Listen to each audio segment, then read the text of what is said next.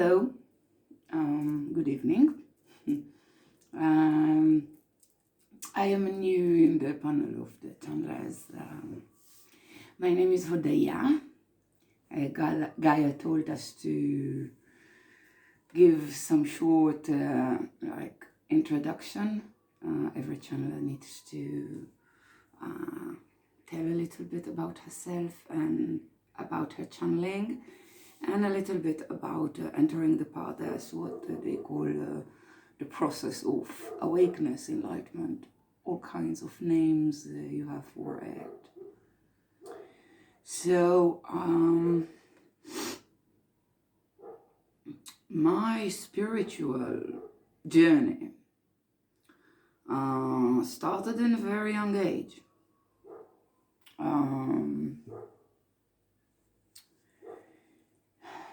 Since I was different,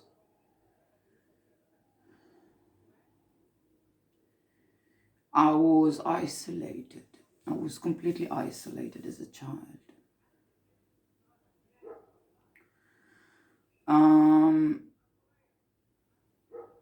First thing I had to deal with since a very young age, I cannot be exposed to the sun.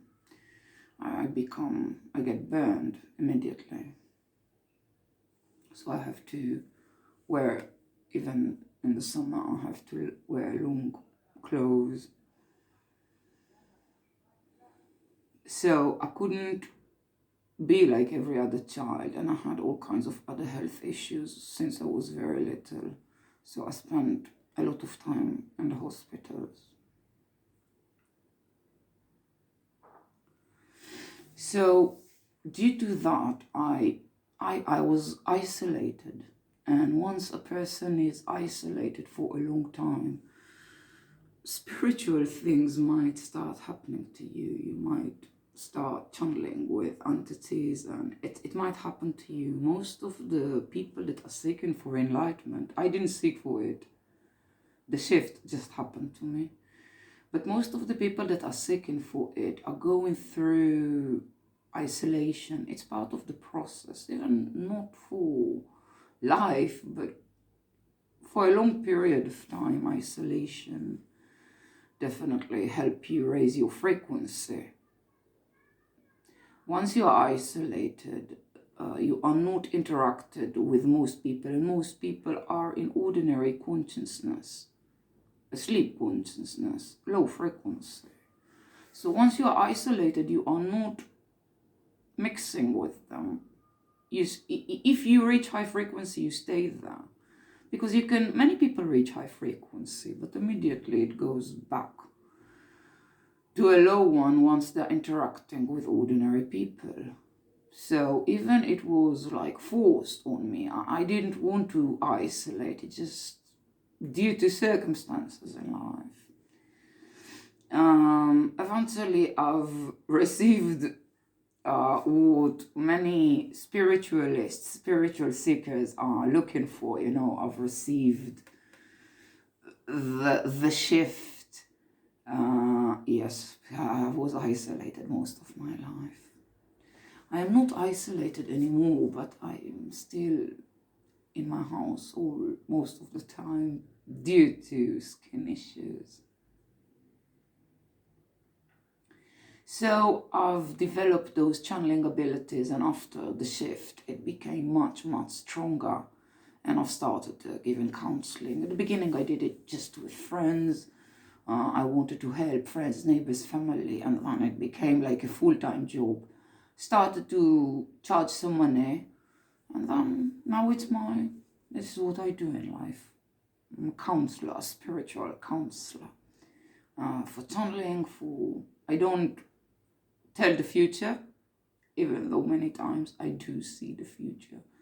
It's just not the right thing to tell them, so I tell them I cannot see the future, but many times I can.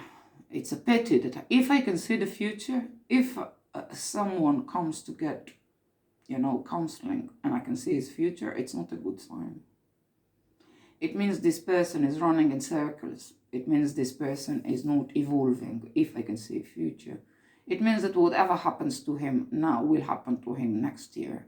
So if he asks about the next year and what will happen in 2 years, it will probably be the same circles he's in. Maybe the characters will change, but it will be the same thing. So,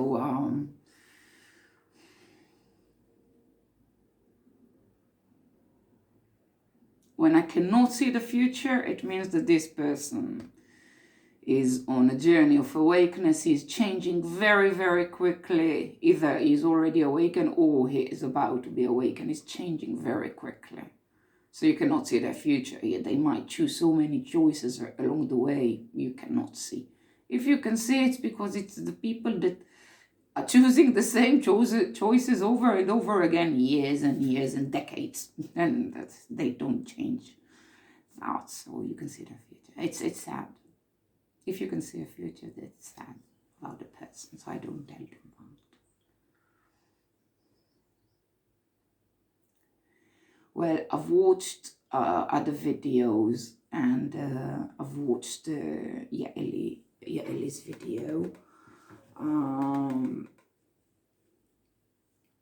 Yeah, it was the one that I was interested in. I really liked Yaeli. I felt very connected to her. And she told a story there, you know, it made me cry. She laughed at that. I could see that she took it easy, but it made me cry. And you know what? After I've heard a story, and I know I have my stories, you know, I figured that the color, someone's color is nonsense.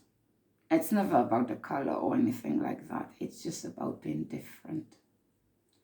Being different than the majority. It's not really important what kind of different you are. Just being different. They don't want you because they're different. So she told a story that she was a little girl and her parents sent her to the ballet, and she was the only black girl there, and some white blonde girl asked her if she's a demon. The girl thought she's black because she was burned in the flames of hell, and this is why she became black. And why do you burn in hell? Because you're a demon. It made me cry. Well, you understand, I had similar experiences. I think it was in the 3rd grade that I stopped going to school. Hardly went, just sometimes.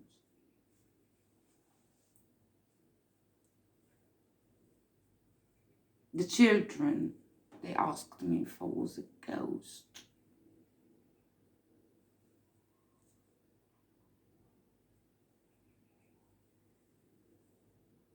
They called me the dead one. They said I look like I'm dead. Meta, the dead woman, the dead girl.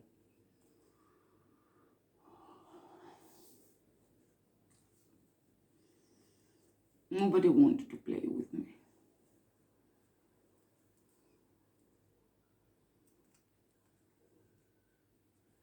So this is how it used to be all of my childhood. I was the ghost. They called me the ghost.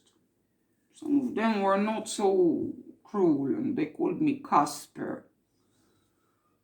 At least it was a friendly ghost.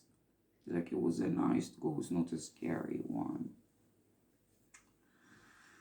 So they called me Casper.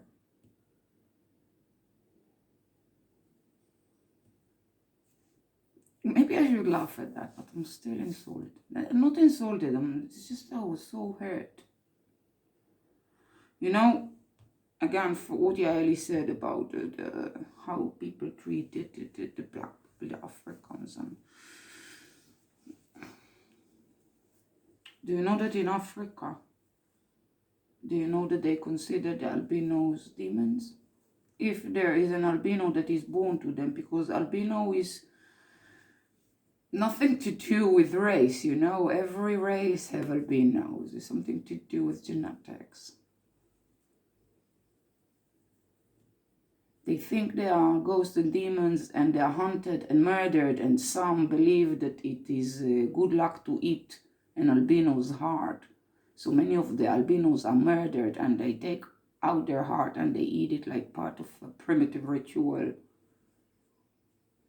They are hunted there, the albinos. Whatever the African thinks that they are like here are discriminated, you know what they do to the albinos in Africa. Thank God I'm not African, you know. I suffered enough in a Western country, you know. I don't even want to think what it is to be albino in Africa.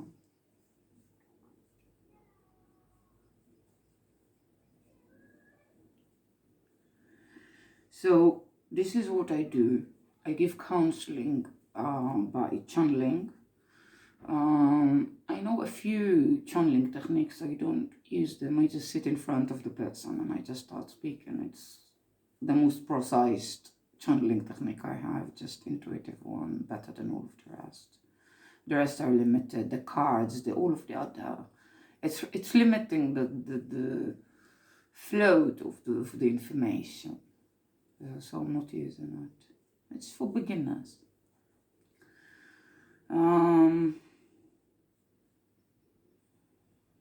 Well, I believe I will speak about isolation and